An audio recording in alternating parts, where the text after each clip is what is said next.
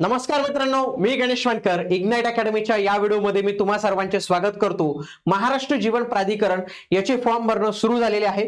जे नॉन टेकचे उमेदवार आहेत तर त्यांना देखील याच्यात संधी जी आहे तर ते मिळतेच मित्रांनो। तुम्ही जर महाराष्ट्र जीवन प्राधिकरण याच्या वेबसाईटवर गेले तर एमजीपी रिक्रुटमेंट 2025 चे टॅब तुमच्यासाठी इथे ओपन झालेले। इथे जर आपण पाहिलं तर आपल्याला दोन महत्त्वाची पदं बघायला मिळतात बघा। कनिष्ठ लिपिक टंक लेखक हे एक पद आणि दुसरं सहाय्यक भांडारपाल। तर या दोन पदांसाठी आपण जो आहे तो फॉर्म इथं भरू शकतो मित्रांनो। आणि याचे जे आता फॉर्म सुरू झालेले आहेत, बाकी टेक्निकल विषयी माहिती जी आहे तर ती मी इथं आपले इग्नाइट अकॅडमी टेक्निकल या चॅनलवर उपलब्ध करून दिलेली, तिथून तुम्ही बाकी माहिती जी आहे तर ती बघू शकतात। आता बघा, कनिष्ठ लिपिकसाठी 46 जागा आहेत, चांगल्या जागा आहेत।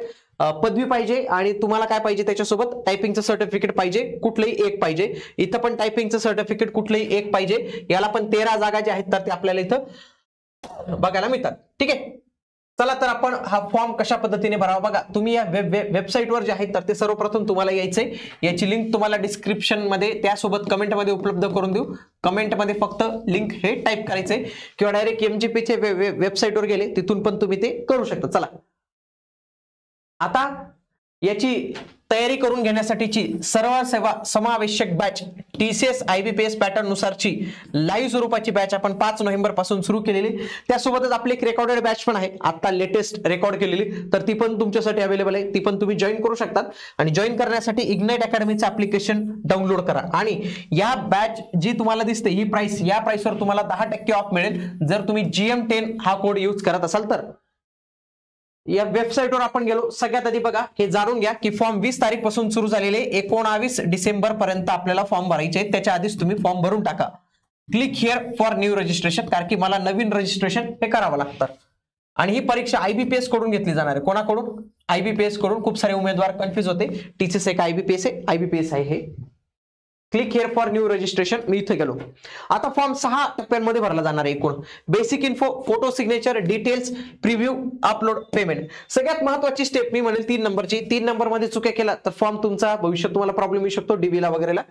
बेसिक इन्फो मध्ये सगळ्यात आधी आपल्याला आपला रजिस्ट्रेशन पासवर्ड जनरेट करण्यासाठीची माहिती बघा। First name, confirm first name म्हणजे पहिलं नाव तुमचं, त्याच्यानंतर मिडल नेम, त्याच्यानंतर कन्फर्म मिडल नेम, त्याच्यानंतर तुम्हाला last name, confirm last name, त्याच्यानंतर तुमचं पूर्ण नाव ऑटोमॅटिक येतं। हा मोबाईल नंबर इथं तुम्हाला टाकायचंय।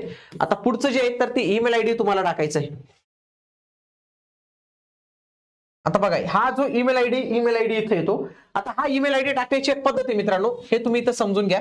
समजा तुमचा email ID xyz1990@the rate gmail.com।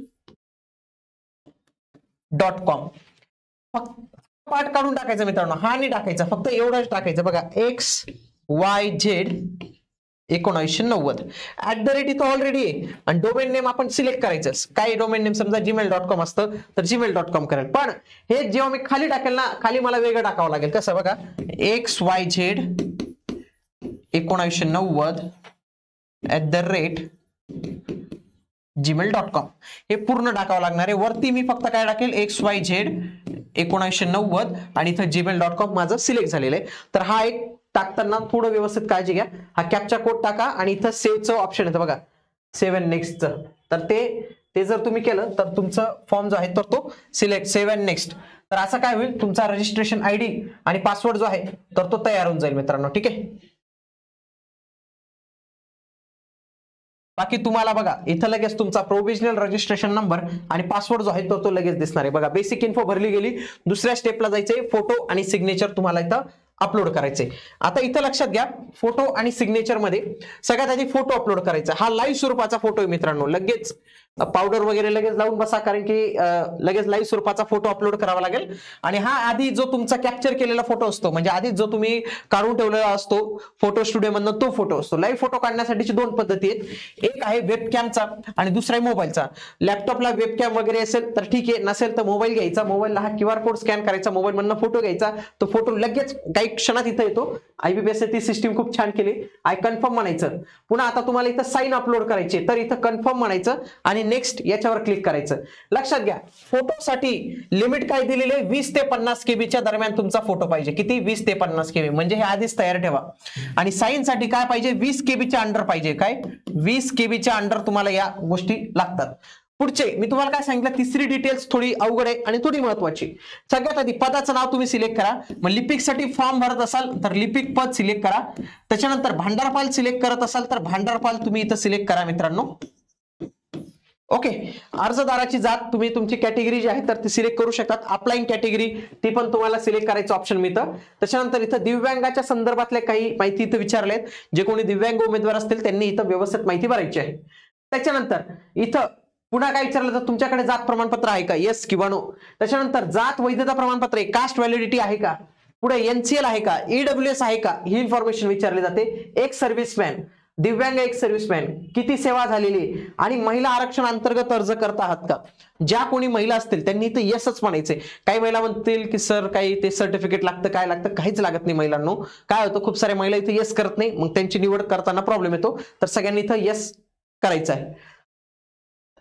पुढे तुम्हाला स्पोर्ट कॅटेगरी मधून अप्लाय करायचंय का, खेळाडू आहात का, ऑर्फनचं रिझर्वेशन घ्यायचंय का, प्रोजेक्ट अफेक्टेड, अर्थक्विक अफेक्टेड आणि फ्रीडम फायटरचे पाल्य, 1991च्या जनगणनेचे कर्मचारी, 1994 नंतरच्या जनगणनेचे कर्मचारी, त्याच्यानंतर अंशकालीन कर्मचारी आहात का, एमजेपीचे कर्मचारी आहात का, महाराष्ट्राचे रहिवासी आहात का. रहिवासी असेल तर तुमचं जे काही डोमिसाइल सर्टिफिकेट असेल त्याचा नंबर द्या.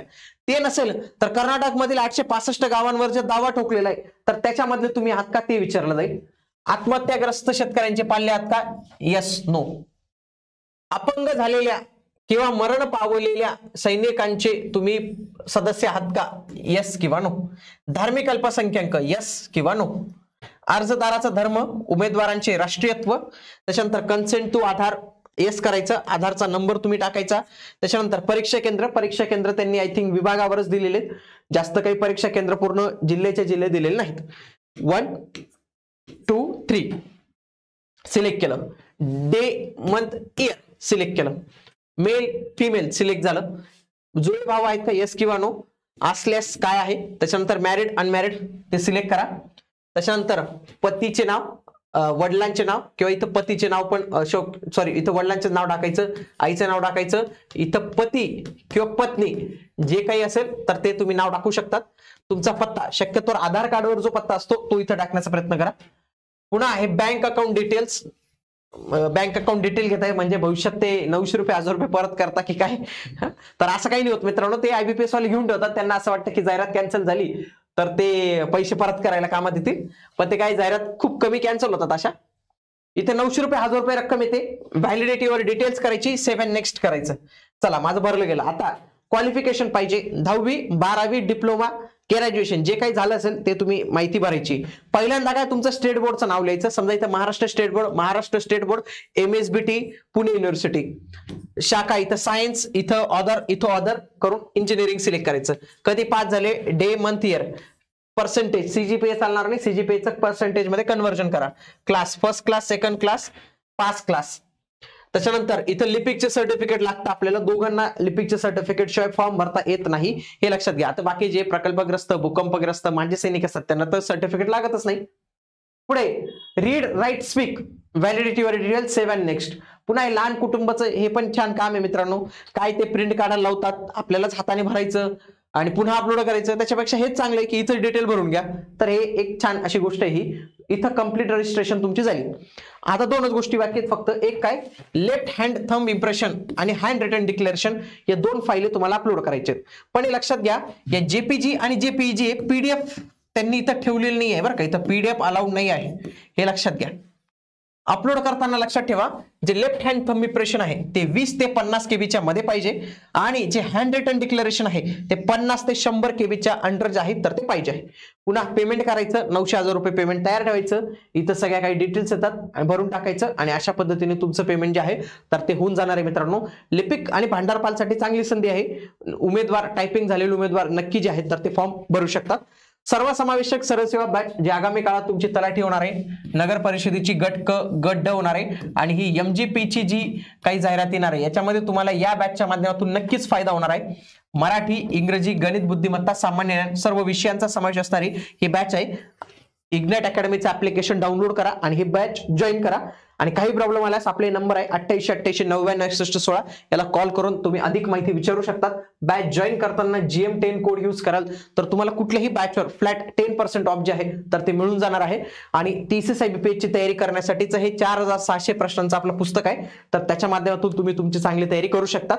भेटूया आता आपण पुढील व्हिडिओमध्ये. तोपर्यंत जय हिंद, जय महाराष्ट्र, धन्यवाद.